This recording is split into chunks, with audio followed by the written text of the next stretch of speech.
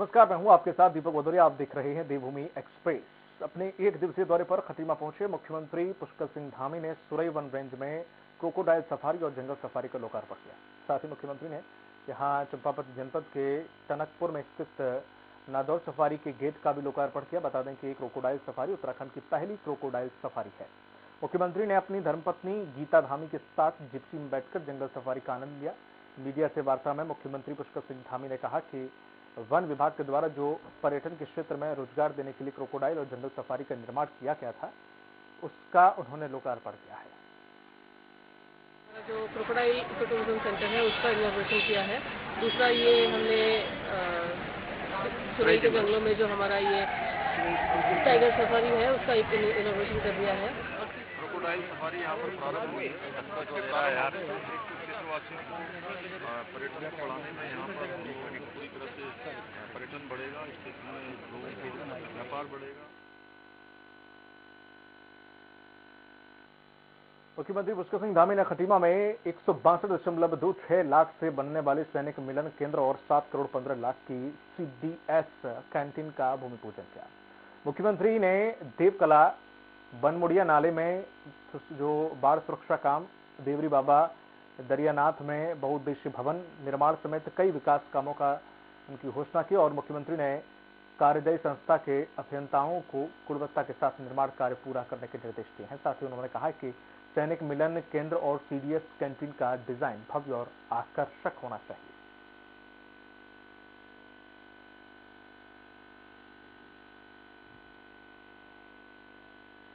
देहरादून में डॉक्टर मृत्युंजय कुमार मिश्रा का निलंबन समाप्त कर उन्हें उत्तराखंड आयुर्वेद विश्वविद्यालय के कुल सचिव पद पर बहाल कर दिया गया है। साथ ही डॉक्टर मिश्रा को निलंबन अवधि का वेतन भुगतान नियमानुसार करने के आदेश भी दिए गए हैं। बता दें कि आयुष शिक्षा सचिव चंद्रेश कुमार ने बताया कि डॉक्टर मिश्रा के खिलाफ 25 जुलाई 2018 से जारी सतर्कता जांच के क्रम में शासन ने औचित्यपूर्ण नहीं पाया उसे औचित्यपूर्ण और इसीलिए डॉक्टर मिश्रा का निलंबन इस प्रतिबंध के साथ समाप्त किया गया है और जांच में जो दोषी पाया जाएगा उसके खिलाफ कार्रवाई की जाएगी।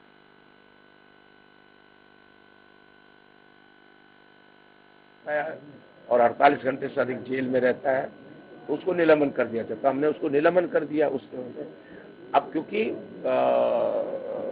निलंबन आप एक समय से अधिक नहीं रख सकते हैं। वहीं कैबिनेट मंत्री हरक सिंह रावत ने हरिद्वार में हाइड्रो इलेक्ट्रॉनिक एम्प्लॉइज यूनियन के 22वें वार्षिक उत्सव में शिरकत की और इस मौके पर हरक सिंह रावत ने कहा कि विद्युत कर्मचारियों की 2 को छोड़कर सभी मांगें मान ली गई हैं और 2 मांगों को भी जल्द ही पूरा कर लिया जाएगा। कोटद्वार में मेडिकल कॉलेज को लेकर नाराजगी पर उन्होंने कहा है कि जनता की आवाज वह हमेशा से उठाते रहे हैं और इसके साथ ही उन्होंने कहा है कि हरीश रावत मेरे बड़े भाई जैसे हैं, लेकिन राजनीतिक और आपसी रिश्तों को अलग अलग ही रखना चाहिए। मंच होने में अलग बात है। जब मंच पे मैं खड़ा हूँगा तो बट नेचुरल है कि मैं भाजपा की बात करूंगा, भाजपा की सरकार की बात करूंगा। जब व्यक्तिगत रूप से मिलूंगा तो वो बड़े भाई है। व्यक्तिगत में देखिए राजनीतिक संबंध और व्यक्तिगत संबंध बिल्कुल अलग होने चाहिए। मैं छोटा सा प्रदेश में हमेशा इस बात को कहता हूँ। वहीं लैंसडाउन से भाजपा विधायक दिलीप रावत ने अपनी ही सरकार में मंत्री हरक सिंह रावत के खिलाफ पत्र बम फोड़ा है। चुनाव से पहले लिखे पत्र में राज्य में भ्रष्टाचार की तस्दीक तो करता ही है, ये कहीं ना कहीं भाजपा को भी कटघरे में खड़ा कर रहा है। साथ ही जीरो टॉलरेंस की दुहाई देने वाली सरकार को भी आईना दिखा रहा है। देखिए रिपोर्ट। फिर विवादों में घिरे मंत्री हरक सिंह रावत, पार्टी के विधायक दिलीप रावत ने खोला मोर्चा। सीएम को लिखा हरक सिंह के खिलाफ पत्र, लेटर बम फोड़कर हरक पर लगाए गंभीर आरोप, खनन अवैध निर्माण के खेल में शामिल होने का आरोप। अपने शिकायत पत्र में बीजेपी विधायक दिलीप रावत ने लिखा है कि उनकी विधानसभा में खनन का बड़ा खेल चल रहा है। इतना ही नहीं, उन्होंने जोर दिया है कि अवैध रूप से निर्माण कार्य भी चल रहे हैं। आइए आपको सुनाते हैं बीजेपी विधायक का बयान। देखिए, मेरी विधानसभा में 2 वन प्रभाग आते हैं, एक कालागढ़ और एक लैंसडाउन, और दोनों में कई समय से अनियमितताओं की शिकायतें आ रही थी, अवैध खनन की शिकायतें आ रही थी और अवैध पाटन की शिकायतें आ रही थी। यही नहीं, विधायक ने बड़ा सवाल उठाया कि ईमानदार अधिकारी वन प्रमुख के साथ लैंसडाउन वन प्रभाग में 5 डीएफओ के तबादले भ्रष्टाचार की गहरी तस्दीक करता है। उन्होंने सीधा आरोप वन मंत्री और कोटद्वार से विधायक हरक सिंह रावत पर लगाया है। खनन जो है लगातार कई सालों से हो रहा है। मैं कई बार कह चुका हूँ, कई बार मैंने सचिव से भी बात करी, वन सचिव से भी बात करी, लेकिन उसमें कोई कार्रवाई नहीं हुई। तो मुझे इसलिए ये पत्र जो है माननीय मुख्यमंत्री और अपर सचिव मुख्यमंत्री को लिखना पड़ा। उधर आम आदमी पार्टी ने इसको लेकर मोर्चा खोल दिया है। आप प्रवक्ता ने कहा है कि जिसकी तस्दीक आम आदमी पार्टी कर रही थी वह खुलकर सामने आने लगा है। उन्होंने कहा है कि जीरो टॉलरेंस की बात करने वाली बीजेपी अपने विधायक के शिकायती पत्र पर क्यों चुप है। खनन हो रहा है तो तब भी सरकार कोई एक्शन नहीं ले रही है, और वो विधायक उन मंत्रियों को खनन की याद इसलिए भी आ रही है क्योंकि उनकी विधानसभा में लोग उनको हराने के लिए तैयार हैं, उनकी अपनी छवि खराब है, उनको पता है कि अब जनता उनको वोट देने वाली नहीं है, इसलिए उससे परेशान होकर वो अब तब कंप्लेंट पर उतर आए हैं। और वास्तव में वही लोग इन्वॉल्व हैं जो कंप्लेंट कर रहे हैं, वही लोग खनन प्रेमी हैं और उन्हीं का इसमें हाथ है। वही बीजेपी के प्रदेश उपाध्यक्ष का कहना है कि सीएम ने मामले में संज्ञान लिया है और जल्द ही सीएम फैसला लेंगे। देखिए, जो मसला हमारे विधायक जी ने उठाया है वो मुख्यमंत्री जी के संज्ञान में है और उसके बारे में वे विचार कर रहे होंगे। प्रेशर पॉलिटिक्स के माहिर वन मंत्री और विधायक के आरोपों से साफ हो रहा है कि अगर गड़बड़ है तो करोड़ों का खेल चल रहा है, जबकि वन प्रमुख के साथ 5 डीएफओ के तबादले भी सवालिया निशान खड़ा करते हैं। स्वराज एक्सप्रेस के लिए देहरादून से ब्यूरो हेड एसएस तोमर की रिपोर्ट। कैबिनेट मंत्री भगत सिंह की अध्यक्षता में कालाडूंगी के ब्लॉक कोटबाग में श्रम निर्माण में पंजीकृत श्रमिकों को सामग्री का वितरण किया गया है। उन्हें भवन और अन्य सनिर्माण कामगार बोर्ड के अंतर्गत सामान का वितरण किया गया। पंजीकृत निर्माण श्रमिकों को साइकिल, कंबल, सोलर लालटेन, सिलाई मशीन, छाता, सैनिटरी पैड का वितरण कोटबाग ब्लॉक में किया गया। नए पंजीकृत श्रमिकों और पुराने पंजीकृत श्रमिकों को लंबे समय के इंतजार के बाद आवश्यक सामग्री का वितरण किया गया। इस कार्यक्रम के दौरान विधायक बंशीधर भगत उपस्थित थे। 500 निर्माण श्रमिकों को सामग्री का वितरण किया गया।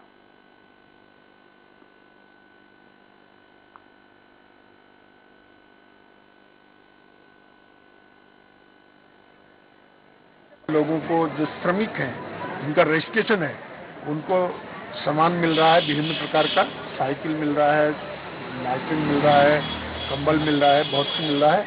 आज 500 लोगों की सामग्री यहाँ पर है। ये कोटाबाग जो ब्लॉक था, इसमें बहुत समय से सामान का वितरण नहीं हो पाया था। बहुत सारे नए पंजीकृत श्रमिक थे और पुराने भी थे जिनको सामान का वितरण अभी तक नहीं हो पाया था। हमने उनका यहाँ पर वितरण किया है। हमारे यहाँ पर पिथौरागढ़ विधायक चंद्रा पंत ने यहाँ इंचोली स्योनी तोली सड़क पर शाय घरेलू गैस सिलेंडर वाहन का फीता काटकर शुभारंभ किया। माननीय विधायक महोदय ने इस दौरान कहा कि अधिक से अधिक गांव वालों को इस योजना का लाभ मिलेगा। साथ ही चंद्र पंत ने कहा कि उनका प्रयास रहता है कि क्षेत्रवासियों की समस्याओं का निराकरण शीघ्र किया जाए।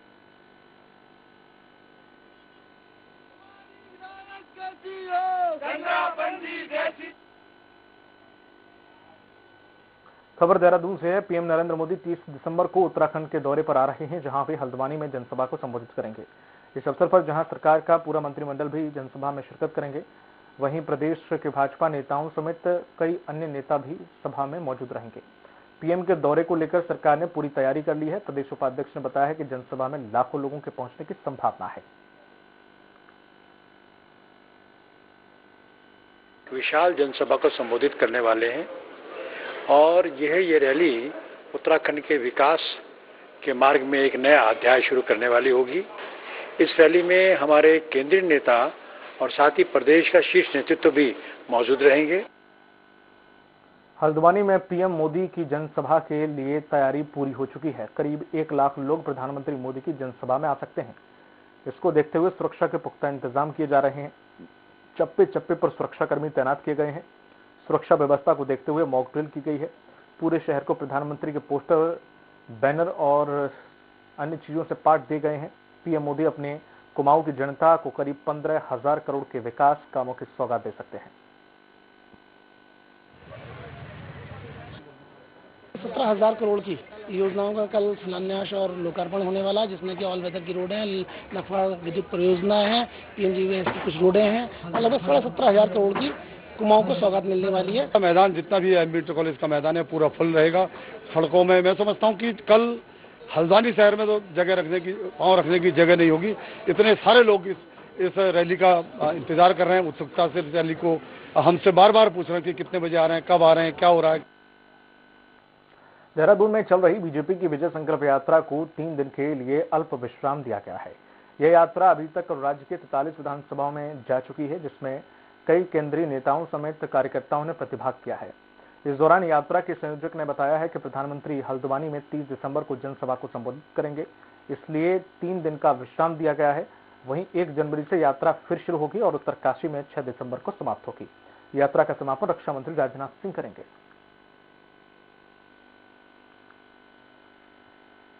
क्योंकि 30 तारीख को देश के प्रधानमंत्री आदरणीय मोदी जी की जनसभा हल्द्वानी में होने जा रही है।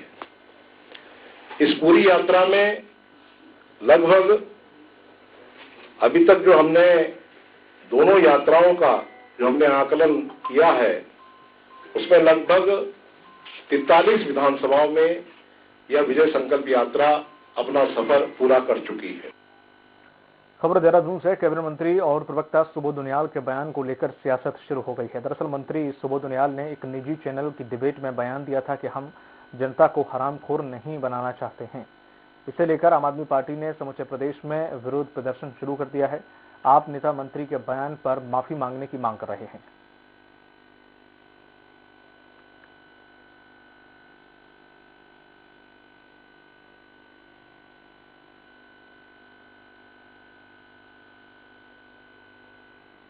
देखिए, भारतीय जनता पार्टी की सरकार के कैबिनेट मंत्री और शासकीय प्रवक्ता सुबोध उनियाल जी ने कल उत्तराखंड की जनता के लिए अभद्र भाषा का प्रयोग किया है, जो कतई सुनने लायक नहीं है, जिसको सार्वजनिक मंचों से नहीं बोलना चाहिए। आम आदमी पार्टी इसकी कड़ी निंदा करती है और आज उनके उस बयान के विरोध में पूरे 70 विधानसभाओं में विरोध प्रदर्शन करती है। सुबोध उनियाल को माफी मांगनी चाहिए। हरिद्वार में आम आदमी पार्टी के कार्यकर्ताओं ने कृषि मंत्री सुबोध उनियाल के खिलाफ नारेबाजी करते हुए पुतला दहन किया। बता दें कि कैबिनेट मंत्री सुबोध उनियाल ने टीवी चैनल की डिबेट में आपत्तिजनक टिप्पणी की थी, जिसको लेकर आप कार्यकर्ताओं ने कैबिनेट मंत्री के खिलाफ विरोध प्रदर्शन किया। वहीं हेमा भंडारी ने कहा है कि मंत्री सुबोध उनियाल को उत्तराखंड की जनता से माफी मांगनी चाहिए। उन्होंने कहा है कि करनी और कथनी साफ दिखाई दे रही है।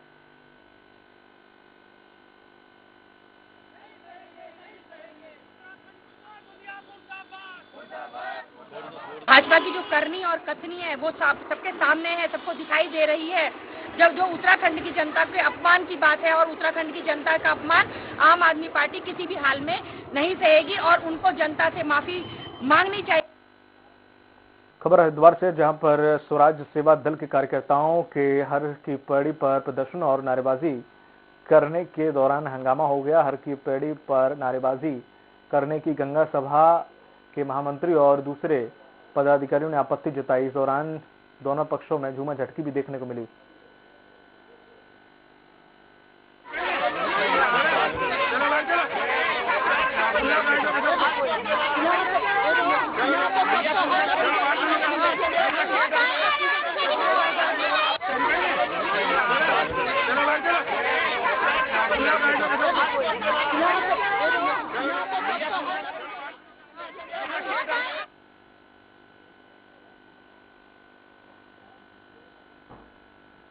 किसी भी संगठन से न जोड़ा जाए, अपने किसी भी पार्टी से न जोड़ा जाए, क्योंकि यह मां गंगा का अपमान है। पूजा पाठ करते करते उन्होंने अपने हाथ से कुछ तख्तियां निकाली, जो भी उनके जो संस्था की होंगी या जो भी होगा, और उन्होंने ब्रह्मकुंड पर भाषणबाजी शुरू कर दी। और इसी बात का हमने विरोध करते हुए उन्हें इस काम को करने के लिए मना किया। सिद्धार्थगंज में किसान शहीद स्मारक का जिला पंचायत अध्यक्ष रेणु गंगवार के पति और प्रतिनिधि कांग्रेस नेता सुरेश गंगवार ने समर्थकों के साथ शहीद स्मारक का निरीक्षण किया। बता दें कि किसान आंदोलन के दौरान शहीद हुए किसान स्मारक बनाया जा रहा है, जिसका भारतीय किसान यूनियन के राष्ट्रीय अध्यक्ष राकेश टिकैत 30 दिसंबर को उद्घाटन करेंगे। समय हमारे किसान 1 साल से ज्यादा का समय बॉर्डरों पे बिताया। इसमें हमारे कम से कम 714 किसान शहीद भी हुए। उनकी याद में गुरु नानक बरी फार्म में सड़कों का निर्माण हो रहा है, यहाँ पे गेट का निर्माण हो रहा है हमारे यहाँ के जिला पंचायत अध्यक्ष द्वारा। टोटल 716 किसान शहीद हुए। उनकी स्मृति में, उनकी याद में उनको हमेशा याद किया जाए। ऐसे में जिला पंचायत उधम सिंह नगर द्वारा शहीद स्थल हम बनाने जा रहे हैं, बना दिया है, जिसका उद्घाटन माननीय आदरणीय श्री राकेश टिकैत जी द्वारा परसों 30 तारीख को किया जाना है। काशीपुर के आम आदमी पार्टी कार्यालय पर कार्यकर्ता अभिनंदन समारोह का आयोजन किया गया, जिसमें पार्टी के क्रांतिकारी कार्यकर्ताओं की भारी भीड़ उमड़ पड़ी। जबकि अकेले काशीपुर विधानसभा क्षेत्र के कार्यकर्ताओं का यह कार्यक्रम था, जिसमें पुरुष कार्यकर्ता और पदाधिकारियों के साथ साथ महिला कार्यकर्ता और पदाधिकारियों की तादाद भी पुरुषों से कम नहीं देखी गई। कार्यक्रम में वार्ड अध्यक्षों, ग्राम प्रभारियों, महिला और पुरुष बूथ अध्यक्षों, बूथ कमेटियों के सदस्यों को सम्मानित किया गया। जो सब लगातार 1.5 साल से एक घर पर पार्टी के कार्यक्रमों को लेकर जा रहे हैं, तो नव वर्ष के आने से पहले जो परिवर्तन की लड़ाई चल रही है, जिस व्यवस्था को बदलने के लिए लोग लड़ाई लड़ रहे हैं, आज उनके अभिनंदन और स्वागत का ये कार्यक्रम रखा है।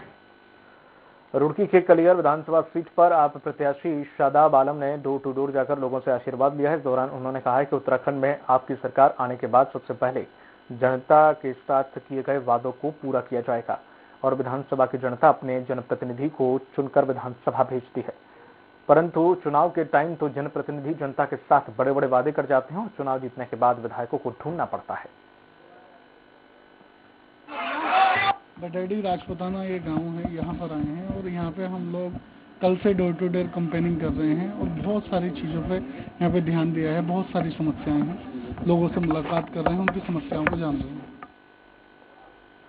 उत्तराखंड में जल्द ही विधानसभा चुनाव होने वाले हैं और ऐसे लोगों ने लंबित अपनी मांगों को लेकर सड़कों पर उतरना शुरू कर दिया है। उत्तरकाशी के ग्राम पंचायत कुठार ने ग्रामीणों ने यहाँ निर्णय लिया कि वो इस बार वोट नहीं देंगे, चुनाव का बहिष्कार करेंगे। ग्रामीणों का कहना है कि पिछले कई वर्षों से उनकी मोटर मार्ग की मांग अधूरी है और कुठार के लोगों का कहना है कि जब तक रोड नहीं तब तक वोट नहीं।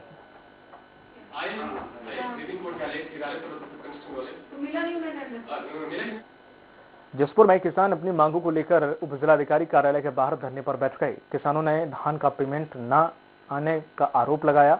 उन्होंने कहा है कि पिछले 2.5 महीने से खतौनी नहीं मिलने से किसानों को खाद नहीं मिल पा रही है और बैंक लोन जमा करने में भी परेशानी आ रही है। किसानों ने कहा है कि उनकी मांगें पूरी नहीं हुई तो वे आगे भी धरना करेंगे और इधर किसानों की मांग को लेकर विधायक ने उप जिलाधिकारी से बात की। और इसके साथ ही बताना चाहूंगी कि इससे पहले उन्होंने मेरे कार्यालय में जो निर्वाचन का कार्य कर रहे थे कर्मचारी, उनको बाहर जबरदस्ती निकाला था और उसी के बाद मैंने मेरे कोर्ट में भी लोग ताला लगाने की कोशिश कर रहे थे। मैंने उनसे ये साफ बोला कि ऐसा जो भी आपके द्वारा अभियुक्त है वो यहाँ पर नहीं की जाए। बैंक लोन जमा करने में बहुत ज़्यादा दिक्कत आ रही है, 2-2 लाख रुपये पे ब्याज पड़ रहा है किसान का। और आज हम एसडीएम जसपुर को ज्ञापन देने आए थे कि खतौनियाँ दिलवाई जाएँ, पर एसडीएम जसपुर का बहुत ही रुख जो था इनका गुस्से वाला, पता नहीं किस बात पे।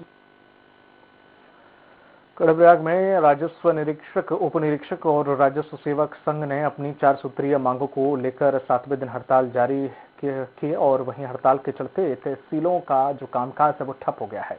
वहीं राजस्व उप निरीक्षकों का कहना है कि जब तक हमारी मांगें पूरी नहीं होती हैं अनिश्चितकालीन हड़ताल जारी रहेगी।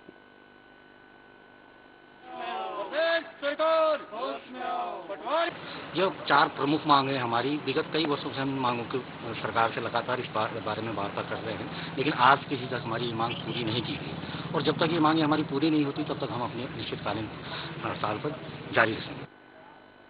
हरिद्वार में कनखल थाना पुलिस ने वाहन और मोबाइल चोर गिरोह के 3 सदस्यों को गिरफ्तार किया है। गिरफ्तार आरोपियों से 4 बाइक और 7 मोबाइल फोन बरामद हुए।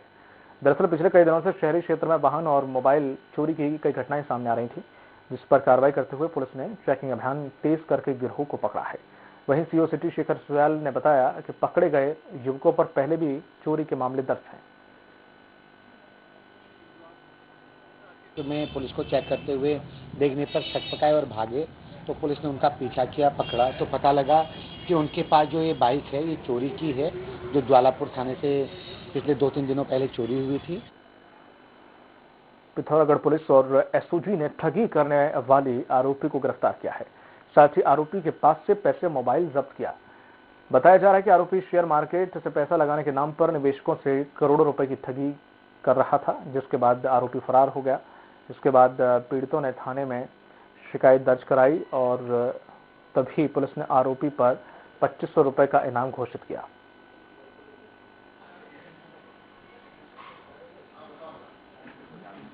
गमन हुआ है, उसमें जनपद पिथौरागढ़ के द्वारा एक अभियुक्त को कल गिरफ्तार किया गया है। इस मैटर में अभी तक 25 करोड़ रुपए का गमन हमारे पास प्रकाश में आया है। कोरोना के नए वेरिएंट ओमिक्रॉन को लेकर हरिद्वार पुलिस सख्त हो गई है। पुलिस नाइट कर्फ्यू का सख्ती से पालन करा रही है। पुलिस अधिकारियों का कहना है कि नए साल के मौके पर भी सख्ती से सरकार द्वारा जारी गाइडलाइंस का पालन कराया जाएगा।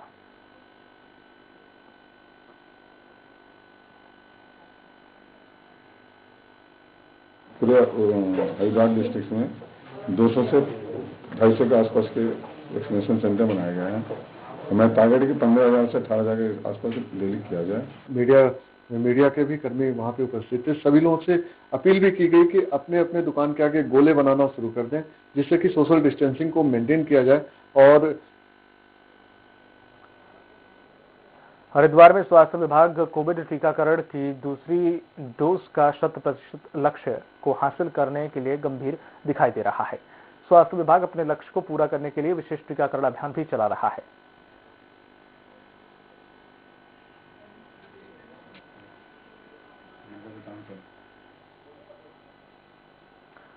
वहीं अब रुख करते हैं अगली खबर की ओर, जिसमें बात करेंगे वैक्सीनेशन में जिस तरह से अभी डोज पूरा, जैसे जसपुर की अगर बात करें तो यहाँ जसपुर मंडी कार्यालय में राष्ट्रीय कृषि जो बाजार है वो ई नाम का ऑनलाइन परीक्षण किया गया है। मंडी समिति सभागार में प्रशिक्षक मोहम्मद मोहसिन और आरिश मलिक ने बताया कि किसान एफपीओ और आड़तियों को इनाम पोर्टल में पंजीकृत किया जा रहा है। किसान अपनी उत्पादन की गुणवत्ता मांगों की जानकारी के लिए मंडी समिति के लैब में निःशुल्क जांच की सुविधा भी ले सकेंगे और ई नाम ऐप में फसलों की गुणवत्ता, मूल्य एवं व्यापार आदि की जानकारी आसानी से मिल सकती है।